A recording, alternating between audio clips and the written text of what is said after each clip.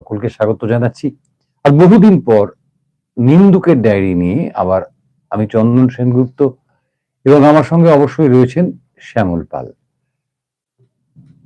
এখন যে পরিস্থিতির মধ্যে আমরা রয়েছি, অর্থাৎ ভোট, আমাদের যাবতীয় আলোচনার কেন্দ্রবিন্দুতে এখন ভোট, সামনেই নির্বাচন, সুতরাং এর বাইরে আমরা যেতে পারছি না। ভোটের আগে আমাদের কি নিয়ে আলোচনা করা উচিত ছিল? ভোটের আগে আমাদের আলোচনা করা উচিত ছিল যে তৃণমূল কংগ্রেস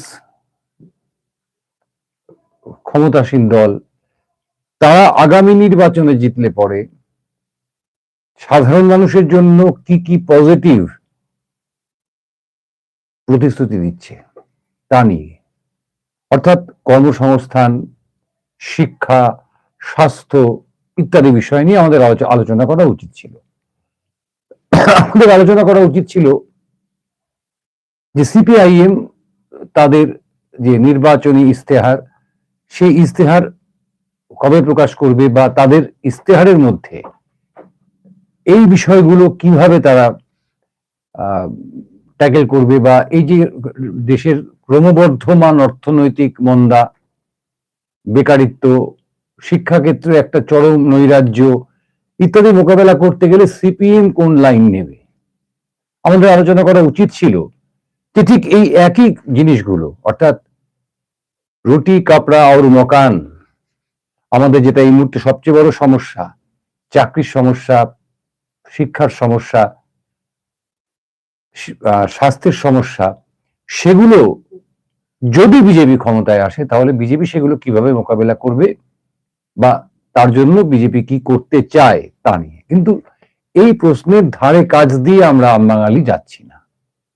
আমাদের কাছে এখন সবচেয়ে বড় প্রশ্ন হয়ে উঠে দাঁড়িয়েছে এসআইআর, এবং এসআইআর কে ছাপিয়ে যে প্রশ্নটা উঠছে সেটা হচ্ছে সাম্প্রদায়িকতা। খুব উদ্বেগের সঙ্গে যেটা আমরা খানিকক্ষণ আগে জানতে পারলাম যে উত্তর 24 পরগনা জেলা, যে উত্তর 24 পরগনা জেলায় আমাদের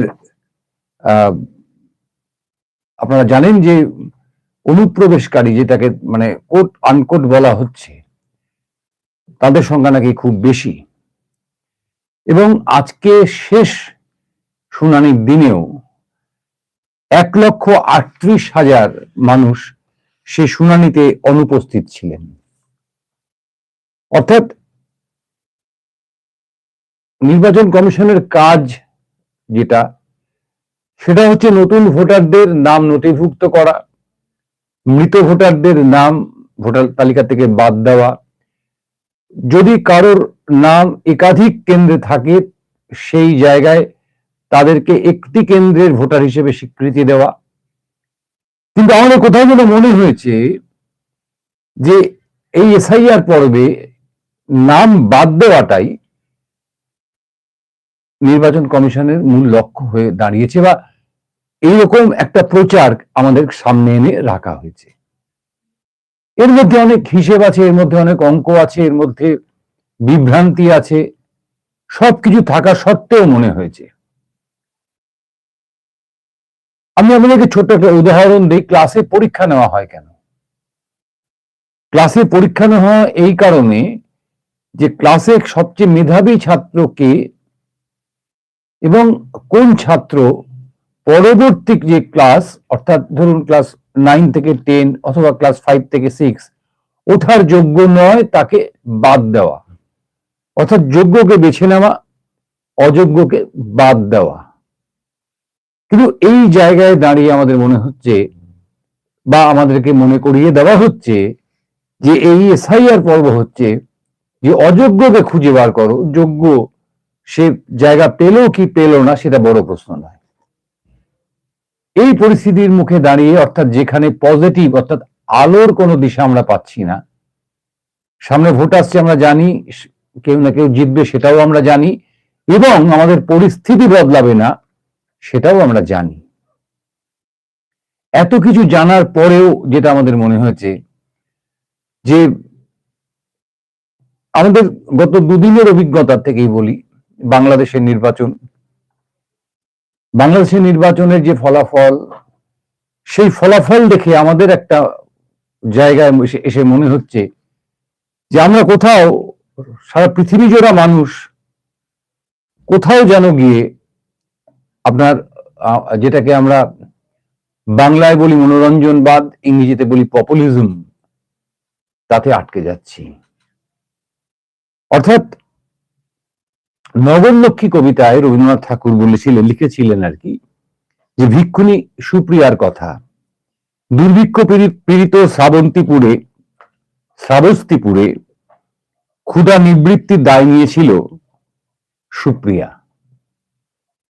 সে বুদ্ধদেবকে বলেছিল যে তার ভান্ডার সকলের ঘরে আছে, তা দিয়েই নগরীর ক্ষুধা নিবৃত্ত হবে বা ক্ষুধা মিটবে। সেই যে ভান্ডার আছে, দেখুন, এই ভান্ডার শুধুমাত্র যে আমাদের রাজ্যে আছে এমনটা নয়। আমাদের রাজ্যে ছাত্রছাত্রীদের হাতে ভান্ডার আছে, আমাদের রাজ্যে মহিলাদের হাতে ভান্ডার আছে, আমাদের রাজ্যে বৃদ্ধ বৃদ্ধাদের হাতে ভান্ডার আছে, আমাদের বিধবা মহিলাদের হাতে ভান্ডার আছে। এতদিন কার হাতে ছিল না? এতদিন ছিল না, নারায়ণের হাতে ভান্ডার ছিল না। অর্থাৎ যুবকদের হাতে ভান্ডার ছিল না। এই নির্বাচনের আগে মাননীয় মুখ্যমন্ত্রী সেই যুবকদের জন্য ভান্ডারের ব্যবস্থা করেছেন। আগামীকাল থেকে সেই ভান্ডারের নাম লিপিবদ্ধ করা হবে, বিভিন্ন জায়গায় ক্যাম্প হবে, সেখানে গিয়ে আমরা নাম লেখাবো, আমরা ভান্ডারের অন্তর্ভুক্ত হব, ইত্যাদি ইত্যাদি। সুতরাং এই ভান্ডারকে নিয়ে আমার আলোচনা নয়। সবকিছুর পরেও একটা জায়গা থেকে যায়, যে জায়গাটা হলো গিয়ে ভোটের হিসেব। সেই হিসেব নিয়ে আমার আজকের আলোচনা। এতক্ষণ যেটা বললাম সেটা আমার অনুভূতির কথা বললাম, হয়তোবা আপনারাও আমার এই কথাগুলোর সঙ্গে দ্বিমত পোষণ করলেও কোথাও গিয়ে ভাববেন যে ব্যাপারটা তো ঠিকই। আজকে রাজ্যের হাসপাতালগুলোর কেন এই পরিস্থিতি? আজকে রাজ্যে নতুন কর্মসংস্থান কেন হচ্ছে না? আজকে পরিযায়ী শ্রমিকদের নিয়ে এত আলোচনা কেন? অর্থাৎ আমার রাজ্যে কাজ নেই বলি পরিযায়ী শ্রমিকদের নিয়ে এত আলোচনা। আজকে কেন 26,000 শিক্ষক তাদের চাকরি হারাবেন? এই সমস্ত প্রশ্নগুলো আমি জানি আগামী নির্বাচনে পাত্তা পাবে না। তার কারণ, যদি পাওয়া হতো, যদি এই প্রশ্নগুলো মানে পাত্তা পাওয়া হতো, তাহলে 2024-এ যে লোকসভা নির্বাচন হয়েছে তাতে পাত্তা পেত। যদি এই প্রশ্নগুলো পাত্তা পাওয়ার মতন হতো, তাহলে 2024 সালে যে উপনির্বাচন হয়েছে তাতেও পাত্তা পেত। আমরা কিন্তু দেখেছি পাত্তা পাইনি। সুতরাং পাত্তা না পাওয়ার, অর্থাৎ আমার সমস্যা, আপনার সমস্যা, সাধারণ ভোটারদের যে সমস্যা, সেই সমস্যা পাত্তা পাওয়ার যোগ্য নয়, এটা আমরা প্রমাণ করে দিয়েছি। তাহলে কি যোগ্য? আমাদের কাছে শেষ হাতে থাকছে অঙ্ক। অঙ্ক বলছে যে এক একটি কেন্দ্র, আমি আজকে একটি কেন্দ্র নিয়ে আলোচনা করি, এবং সেই কেন্দ্রটি নিয়ে আলোচনা করার মূল কারণ হচ্ছে এটাই যে হাওয়ায় ভাসছে। আমি কিন্তু একবারও বলিনি যে এটা আমার কাছে গোপন সূত্রের মাধ্যমে বা বিশ্বস্ত সূত্রের মাধ্যমে খবর, এমনটা নয়। হাওয়ায় ভাসছে যে সিপিআইএম এর মীনাক্ষী মুখার্জি, সিপিআইএম এর মুখ বলতে পারেন এখন এই মুহূর্তে, তিনি নাকি এই কেন্দ্রে দাঁড়াতে পারেন। তো সেটা কোন কেন্দ্র? সেটা হচ্ছে আমাদের প্রতিবেশী জেলা হুগলি এবং শ্রীরামপুর লোকসভা কেন্দ্রের উত্তরপাড়া আসন। এই উত্তরপাড়া আসনের একটা দীর্ঘ বামপন্থী ইতিহাস রয়েছে, অবিভক্ত কমিউনিস্ট পার্টি 1951 সাল থেকে 1969 সাল পর্যন্ত, মানে 64 সালে পার্টি ভেঙে যাওয়ার পরেও এখানে কিন্তু এক টানা আপনার বিধায়ক হয়ে এসছেন মনোরঞ্জন হাজরা। তারপর দেখা যাচ্ছে যে 1971 থেকে 1991 সাল পর্যন্ত রাজ্যের একদা মন্ত্রী শান্তশ্রী চ্যাটার্জি সিপিআইএম এর এখানকার বিধায়ক ছিলেন। 1996 সালে জ্যোতিকৃষ্ণ চট্টোপাধ্যায় সিপিআইএম এর এখানকার বিধায়ক হয়েছিলেন। 2001 সালে ছন্দপতন ঘটে। 2001 সালে এখানে জয়লাভ করেন স্বরাজ মুখার্জি তৃণমূল কংগ্রেসের প্রার্থী হিসেবে, কিন্তু সেই জয় টিএমসি বেশি দিন মানে এই আসনটি ধরে রাখতে পারেনি, তার মৃত্যু হয় এবং তারপরে আবার উপনির্বাচন হয় 2003 সালে। সেখানে কিন্তু আবার জ্যোতিকৃষ্ণ চট্টোপাধ্যায় সিপিআইএম প্রার্থী জয়লাভ করেন। এরপর 2006 সালেও শ্রুতিনাথ গ্রহরাজ এই উত্তরপাড়া আসন থেকে সিপিআইএম প্রার্থী হিসেবে জয়লাভ করেন। এরপরে চলে আসে ঐতিহাসিক 2011 নির্বাচন, পরিবর্তনের নির্বাচন, এবং গুপি বাঘার সেই অনুপ ঘোষাল তৃণমূল প্রার্থী হিসেবে এখানে জয়লাভ করেন দ্বিতীয়বার। অর্থাৎ প্রথমবার তৃণমূল কংগ্রেসের প্রার্থী হিসেবে এখানে জয়লাভ করেছিলেন স্বরাজ মুখার্জি, দ্বিতীয় প্রার্থী হিসেবে এখানে জয়লাভ করেন 2011 সালে অনুপ ঘোষাল। তারপর থেকে 2016 সালে প্রবীর ঘোষাল, যিনি বর্তমানে আর তৃণমূল কংগ্রেসে নেই, বিজেপিতে জয়েন করেছেন এবং গত লোকসভা নির্বাচনে শ্রীরামপুরেই তিনি বিজেপির হয়ে লড়াই করেছিলেন। এবং 2021 সালে অভিনেতা কাঞ্চন মুখার্জি, বর্তমান বিধায়ক বা বিধায়ক যদি যে ভোট ঘোষণা হওয়ার পরে আমাদের বলতে হবে। কিন্তু অঙ্কর হিসেব যদি আমি দেখি তাহলে আমরা দেখতে পাচ্ছি যে তৃণমূল কংগ্রেসের ভোট এই আসনটাতে ক্রমশ কমছে। আপনারা বলতে পারেন যে দেখুন, এই যে দীর্ঘ 15 বছরের শাসনকাল হয়ে গেল, এই 15 বছরের শাসনকালে তৃণমূলের ভোট কমাটা খুব একটা অস্বাভাবিক নয়, আমরাও সে কথা মানছি। কিন্তু যেখানে অন্যান্য আসনগুলোতে তৃণমূলের ভোট যে পরিমাণ কমেছে, এই আসনটিতে কিন্তু তৃণমূলের ভোট উল্লেখযোগ্যভাবে কমেছে এবং বামপন্থীদের ভোট কিন্তু উল্লেখযোগ্যভাবে বৃদ্ধি পেয়েছে, যদিও সংখ্যা খুব একটা যে আহামরি তা নয়। আপনার আগে আমাকে হিসাব করে নিতে হবে 2024 সাল, আমার সর্বশেষ নির্বাচন। 2024 সালে এই আসনে কল্যাণ ব্যানার্জি, আপনারা জানেন সকলেই, বিশিষ্ট আইনজীবী কল্যাণ ব্যানার্জি, তিনি 6,73,970 ভোট পেয়েছিলেন, অর্থাৎ 45.65% ভোট। এখান থেকে তিনি জয়লাভ করেছিলেন 1,74,830 ভোটে। এখানে সিপিআইএম এর দীপশিতা ধর, তিনি 16.20% ভোট পেয়েছিলেন। অর্থাৎ এখানে দেখতে হবে যে অর্থাৎ 19 নির্বাচনের থেকে দীপশিতা কিন্তু এখানে প্রায় 4% বেশি ভোট পেলেন। এবং বিজেপির কবির শঙ্কর বোস, তিনি পেলেন 99,140 ভোট, 33.80% তার ভোট। খানিক বাড়ল, খুব বেড়েছে এমনটা বলা যাবে না। এবার যদি এই ফলাফলের ভিত্তিতে আমরা বিধানসভার ফল হিসেব করি, তাহলে কি দেখা যাচ্ছে যে কাঞ্চন মল্লিক অর্থাৎ বিধানসভার ক্ষেত্রে এখানে তিনি পেয়েছে 46.46% ভোট পেয়েছিলেন।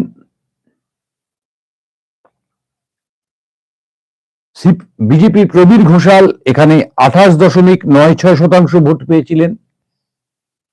এটা হচ্ছে গিয়ে 2021 সালের হিসেব দিচ্ছি আমি আপনাদের।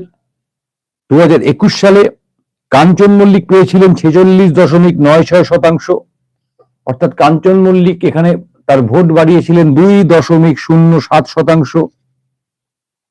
প্রবীর ঘোষাল বিজেপির এখানে ভোট পেয়েছিলেন 28.96%, তার ভোট বেড়েছিল 16.44%। সিপিআইএম এর রজত ব্যানার্জি, তার রক্তক্ষরণ অব্যাহত ছিল, তিনি পেয়েছিলেন 21.37% ভোট, অর্থাৎ তার ভোট কমে গেছিল 17.18%। বন্ধুরা, এই বিষয়টা কিন্তু খেয়াল রাখতে হবে যে দেখুন, সিপিএম এর ভোট কমছে 17.18%, বিজেপির ভোট বাড়ছে 16.44%। একেবারে দিনের আলোর মতন পরিষ্কার যে সিপিএম যাদেরকে দরদি বলে, অর্থাৎ সিপিএম এর যে কর্মী সমর্থক, তাদের মধ্যে অনেকগুলো ভাগ আছে। সিপিএম এর সর্বক্ষণের কর্মী সমর্থক, তারপরে তারা বলে দরদি। এই যে সিপিএম দরদি মানুষ যারা, তারা কিন্তু পুরোপুরি ভাবে বিজেপিকে সমর্থন জানালো এই ভোটে। অর্থাৎ সেখানে 2021 সালের ভোটে সিপিএম এর ভোট কমলো 17.18%, বিজেপির ভোট বাড়লো 16.44%, এবং বাকি ভোটটা বাড়লো তৃণমূলের 2.07%। এই যে ভোটটা ছিটকে গেল, সিপিএম এর ভোট, বামেদের ভোট রামে চলে গেল, অর্থাৎ একটা ছোট্ট পুটুলির অভাব হয়ে গেল বা পুটলি যোগ হয়ে গেল। বাম ছিল রাম, অর্থাৎ বয়াকার বাম, ওই বয়ের নিচে ছোট্ট একটা পুটুলি দিলেই রাম হয়ে যায়। সেই ঘটনাটা ঘটলো, আমরা দেখলাম, চোখের সামনে দেখলাম। অঙ্ক বলছে আমাদেরকে, এখানে কোনো আমি তৃণমূল কংগ্রেসের প্রতিনিধি হয়ে তর্ক করতে বসিনি, বা আমি রাস্তার রকে বসেও কথা বলছি না, একেবারে তথ্য পরিসংখ্যান নিয়ে আপনাদের সঙ্গে কথা বলছি। কিন্তু একেবারে আপনার যদি 2024-এর যে লোকসভা নির্বাচন, সেই নির্বাচনের নিরিখে এই উত্তরপাড়া আসনের ফলাফল বিচার করি, তাহলে দেখব তৃণমূল কংগ্রেস পাচ্ছে কত? 38.13% ভোট। 38.13% ভোট, মানে কমছে কতটা? 8.83% ভোট। এটা কিন্তু উল্লেখযোগ্যভাবে তৃণমূল কংগ্রেসের থেকে বাদ যাচ্ছে ভোট। অর্থাৎ তৃণমূলের ভোট একটা উল্লেখযোগ্য মাত্রায় কমলো। যেখানে 2021-এর বিধানসভায় মাত্র 2.07% ভোট বেড়েছিল, সেখানে 2024-এর ভোটের ফলাফলের নিরিখে এই উত্তরপাড়া আসনে কিন্তু তৃণমূল কংগ্রেস ভোট খোয়ালো কত শতাংশ? 8.83%। এটা কিন্তু মাথায় রাখতে হবে আমাদের। বিজেপি 2021-এ কতটা ভোট বাড়িয়েছিল? বিজেপি 2021-এ ভোট বাড়িয়েছিল আপনার 16.44%। সেখানে 2024-এর নিরিখে বিজেপির ভোট বাড়ল কত? মাত্র 4.55%। সিপিএম 2021-এর নিরিখে এই আসনে পিছিয়ে ছিল, মাইনাস হয়েছিল হচ্ছে কত? 17.18%। অর্থাৎ সিপিএম এর 17.18% ভোটার, তারা সরাসরি বিজেপিকে গিয়ে ভোট দিয়েছিল। কিন্তু আমরা মার্জনা করবেন, অদ্ভুত ভাবে খেয়াল করলাম যে 2024-এর ক্ষেত্রে দাঁড়িয়ে সিপিএম কিন্তু সেই 17.18% ভোট যে মাইনাস ছিল, সেটাকে ওভারকাম করলো, অর্থাৎ সেটাকে পেরিয়ে এলো, সেই হার্ডেলটাকে পেরিয়ে এসে 4.72% ভোট বাড়িয়ে নিল। তার মানে সিপিএম এর মোট ভোট কত বাড়লো? আমি যদি 17% ধরি, আর এখানে 5% ধরি, 7 5 12, 22% ভোট কিন্তু সিপিএম এখানে গেইন করলো, লাভ করলো।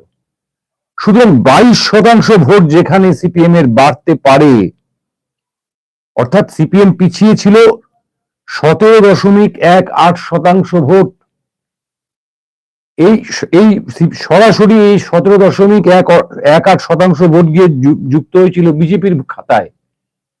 সেইখানে 2024-এর লোকসভা নির্বাচনের ফলাফলের নিরিখে এই উত্তরপাড়া আসনে সিপিএম মানে অতিরিক্ত ভোট পেল কত? 4.72%। অর্থাৎ এই 17.18% ভোটকে অতিক্রম করতে হয়েছে, আগে ছুতে হয়েছে। অর্থাৎ এক গোল খেয়ে গেলে আপনাকে যদি জিততে হয়, তাহলে 2 গোল দিতে হয়, অর্থাৎ 1 গোল শোধ করে তারপর 1 গোল দিতে হয়। তার মানে সিপিএম এই 17.18% ভোটকে আগে পেরিয়েছে, ছাপিয়েছে। তারপরে সিপিএম আরো 4.72%, প্রায় 5% ভোট অতিরিক্ত পেয়েছে। যদি এই দুটো ভোটকে আমরা এক জায়গায় আনি, তাহলে প্রায় 22% ভোট কিন্তু সিপিএম এই উত্তরপাড়া আসনে বাড়িয়ে নিল। তার মানে এখানে বিজেপির ভোট বেড়েছিল কত? 4.55%, যেখানে বিজেপি কিন্তু 2021 সালের নিরিখে এগিয়ে ছিল, মানে ভোট তারা প্লাস করেছিল, ভোট পার্সেন্টেজে তারা ছিল 16.44%, সেখানে তাদের পার্সেন্টেজ গিয়ে কমে দাঁড়ালো 4.55%। এবং তৃণমূল কংগ্রেস যেখানে 2.07% আপে ছিল, অর্থাৎ বেশি ভোট পেয়েছিল, সেখানে তারা মাইনাসে চলে গেল 8.83%। বিভিন্ন কারণ থাকতে পারে, নিরস অঙ্ক, এটা একেবারে নিরস অঙ্ক, কিন্তু বিভিন্ন কারণ থাকতে পারে। কাঞ্চন মল্লিকের অনুপস্থিতি, কাঞ্চন মল্লিককে নিয়ে নানাবিধ বিতর্ক, এবং শহর কলকাতার অদূরে এই উত্তরপাড়া আসন, যেখানে দীর্ঘ বাম ঐতিহ্য রয়েছে, সেই ঐতিহ্যে কোথাও গিয়ে কি একটা হাওয়া লাগলো, গঙ্গার হাওয়া লাগলো উত্তরপাড়ায়, বাম যে আন্দোলন, সেই আন্দোলনের পালে। এই প্রশ্নের জবাব আমরা দিতে পারবো না, কিন্তু এই প্রশ্নের জবাব দেবেন মানুষ, এবং যে মানুষদের জন্য মমতা বন্দ্যোপাধ্যায় এত রকমের ভান্ডারের বন্দোবস্ত করেছেন। চাকরি দিতে পারছেন না ঠিকই আছে, কিন্তু আগামীকাল থেকে আপনার শুরু হচ্ছে আপনার বেকার ভাতার বিষয়টি, যেটা আগেও ছিল, কিন্তু যেহেতু নথিপত্র কি আছে ন্যায় সেটা সরকারিভাবে আমাদের সামনে প্রকাশিত হয়নি, কাল থেকে নতুন করে আবার চালু হচ্ছে যুবশ্রী প্রকল্প, পথশ্রী প্রকল্প। আমরা দেখতে পাচ্ছি অলিতে গলিতে রাস্তা হচ্ছে, লক্ষ্মীর ভান্ডারের টাকা 500 টাকা করে বাড়িয়ে দেওয়া হলো, অর্থাৎ বিভিন্ন ভান্ডার, সেই ভান্ডার অতিক্রম করে, কারণ এই ভান্ডারগুলো ছিল, শুধুমাত্র টাকার অঙ্কটা বাড়লো লক্ষ্মীর ভান্ডারের ক্ষেত্রে, এবং বেকার ভাতাও ছিল, বেকার ভাতা আবার নতুন করে ইন্ট্রোডিউস করা হলো, এর বাইরে কিছু হচ্ছে না। এগুলোকে অতিক্রম করে এখানে বামপন্থীরা তাদের পালের যে হাওয়া, সেই হাওয়াটাকে যদি ধরে রাখতে পারেন, এবং সেই হাওয়াটাকে যদি ঝড় না হোক ন্যূনতম দমকা হাওয়াতেও পরিণত করতে পারেন, তাহলে কিন্তু উত্তরপাড়া আসনটি, শ্রীরামপুর বিধানসভার উত্তরপাড়া আসনটিতে সিপিআইএম এর এবার সমূহ সম্ভাবনা রয়েছে। আমি জানি আপনারা অনেকে আমাকে ওই লাল জামা পরে আছি বলে বামফ্রন্টের চামচা ভাবতে পারেন, আবার উপরে সবুজ জামা পরে আছি বলে তৃণমূলের লোকও বলতে পারেন, কোথাও গেরুয়া নেই। কিন্তু আমি যে তথ্যগুলো আপনাদের সামনে তুলে ধরলাম, সেগুলো কিন্তু একেবারে অঙ্কের খাতা দেখে, অঙ্ক কষে আপনাদের সামনে তুলে ধরলাম। এবার কি হবে না হবে সেটা কিন্তু আপনাদের হাতে, অর্থাৎ সাধারণ ভোটারদের হাতে। 2011 সালের পরে, আমি আপনাদেরকে মনে করে দিই আরেকটা কথা, এখানে আমি বলতে ভুলে গেছিলাম, 2011 সালে যে বিপুল জয় পেয়েছিল তৃণমূল কংগ্রেস, 2016 সাল থেকেই কিন্তু তৃণমূল কংগ্রেসের এই আসনে, অর্থাৎ এই উত্তরপাড়া আসনে রক্তক্ষরণ শুরু হয়েছিল, অর্থাৎ এক ধাপে ভোট কমেছিল 14.88%। এটাকেও আমাদের মাথায় রাখতে হবে যে 2011 সালে অদূর ঘোষাল যে ভোটে জিতেছিলেন, 2021 সালে, 2016 সালে প্রবীর ঘোষাল তিনি যখন জয়লাভ করেন, তার ভোট কমে যায় 14.44%।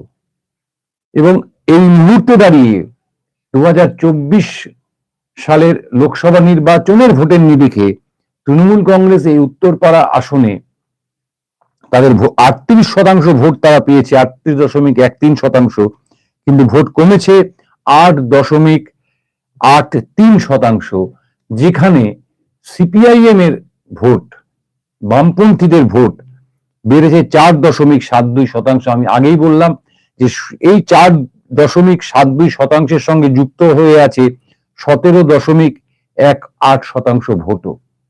সুতরাং এই ভোট যদি রামের থেকে আবার বামে ফিরিয়ে আনতে পারেন লাল ঝান্ডার মানুষেরা, তাহলে এই আসনে যদি মীনাক্ষী মুখার্জির মতন প্রার্থী দাঁড়ান, আমি একবারও বলছি না যে কোনো বিশ্বস্ত সূত্র থেকেই খবর আমার কাছে আছে, বা আমাকে কোনো সিপিআইএম নেতা ফোন করে বলেছেন, না, এমনটা নয়, হাওয়ায় ভাসছে। সেই হাওয়ায় ভাষা খবর যদি সত্যি হয়, মীনাক্ষী এখানে যদি ক্যান্ডিডেট নাও হন, তাহলে বলবো যে অঙ্কের হিসেব বলছে যে উত্তরপাড়া আসনটি কিন্তু এবার বামপন্থীদের কাছে অত্যন্ত গুরুত্বপূর্ণ এবং ভোটের হাওয়া বামপন্থীদের পালে লাগতেও পারে। জানি না আপনাদের কি মনে হলো আমার এই আলোচনা শুনে। যদি ভালো লাগে কমেন্ট করে জানাবেন, ভুল ত্রুটি কমেন্ট করে জানাবেন, সমালোচনা করবেন, তাহলে পরে নেক্সট এপিসোড আরো ভালোভাবে আমরা করতে পারবো। নেক্সট এপিসোডে আমরা এই ধরনেরই আরো একটি আসন নিয়ে আলোচনা করব, যেখানে কিন্তু বামেদের যে ভোট, সেই ভোট উল্লেখযোগ্যভাবে বাড়তে চলেছে বা বেড়েছে, বাড়তে চলেছে। আমরা কোনো মানে ভাষা কথা বলছি না, যেখানে বামেদের ভোট বেড়েছে। এই কারণে বলছি যে আসন্ন নির্বাচন পশ্চিমবঙ্গের ভোট যেমন মানুষের কাছে একটা গুরুত্বপূর্ণ ব্যাপার, কারণ এসআইআর, আমাদের কর্মসংস্থান, আমাদের স্বাস্থ্য, আমাদের শিক্ষা, এই প্রশ্নগুলো সামনে আসবে, নাকি আমরা ভান্ডারে ভেসে যাব, অর্থাৎ পপুলিজম বা মনোরঞ্জনবাদের সঙ্গে থাকব, সেটা কিন্তু নির্ধারণ হবে।